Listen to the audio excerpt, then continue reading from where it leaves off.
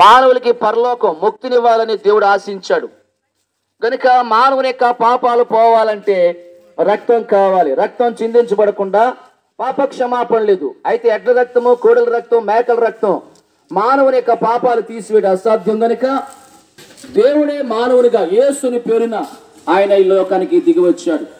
అందుకనే బైబిల్ అలా చెప్తా ఉంది, ప్రియులుగా యేసు రక్తం ప్రతి పాపము నుండి మనలను పవిత్రులుగా చేస్తుంది. యేసు ప్రభువారు ఈ లోకానికి వచ్చారు, అందరి పాపాల కొరకు శిలువలో రక్తం కార్చి ఆయన చనిపోయి సమాధి చేయబడ్డారు.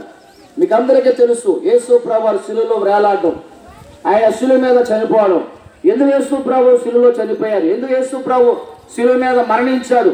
ఆయన రెండు చేతుల్లో మేకులు, రెండు కాళ్ళలో మేకులు, తల మీద మొలకెరటం ఎందుకు పెట్టబడింది అని ఆలోచన చేస్తే నీ కొరకు, నా కొరకు, లోకముల సకల మానవుల యొక్క పాపాలన్నింటి కొరకు యేసు ప్రభు దేహంకి శిక్ష విధించారు. ప్రియురా, నిన్ను నన్ను దేవుడు ప్రేమించి నీకు రావాల్సిన శిక్ష, నీవు పొందవలసిన శిక్ష, నేను పొందవలసిన శిక్ష ఆ యేసు ప్రభు శిలువలో భరించి మనందరి పాపాలకి విమోచన క్రయధనముగా ఆయన తన ప్రాణాలు అర్పించారు. గనుక ఈ మధ్యాహ్న వేళ యేసు రక్తములో నీకు నాకు మన పాపాలన్నీ క్షమించబడతా ఉన్నాయి. గనుక ఈ రోజు ఈ మధ్యాహ్న వేళ యేసు ప్రభువా అని నీ నోటితో ఒప్పుకొని ఆయన మృతులలో తిరిగి లేచాడని నీ హృదయంలో విశ్వాసం ఉంచినట్లయితే మన జన్మ కర్మ పాపాలన్నీ క్షమించబడతాయి. మన ఉచితంగా నీతిమంతులుగా మార్చబడతాం, పరిశుద్ధులుగా మార్చబడతాం.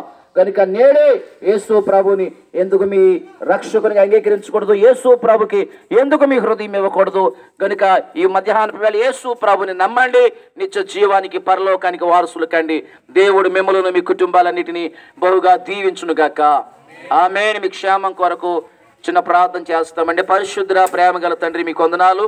ఈ ప్రాంత ప్రజలందరినీ దీవించండి. పాడి పంటల వ్యవసాయాలను, చేతి పనులని, వ్యాపారాలన్నింటిని ఆశీర్వదించమని, కుటుంబాల నెమ్మది సమాధానం దయచేయమని, ముఖ్యంగా ప్రతి ఒక్కరికి నాయన మారు మనసు, పాప క్షమాపణ, రక్షణ భాగ్యాన్ని దయచేయమని యేసు నామములో ప్రార్థిస్తున్నాను ప్రియ తండ్రి. ఆమేన్. ఆమేన్. ప్రియులరా, మీరు ఇంకా ఎక్కువగా యేసు ప్రభు గురించి తెలుసుకోవాలని ఆశపడితే ఈ గ్రామంలో దైవ సన్నిధి పరిశుద్ధాత్మ ప్రార్థనా మందిరం ఉందండి. ఆ మందిరంలో దేవుని దాసులు చిటికెన దానియేలు గారు అక్కడ సేవ చేస్తున్నారు. ఆ ప్రార్థన మందిరానికి వెళ్ళండి. యేసు ప్రభు గురించి మరింత ఎక్కువగా తెలుసుకోండి. దేవుడు మిమ్మల్ని దీవించును గాక. ఆమేన్.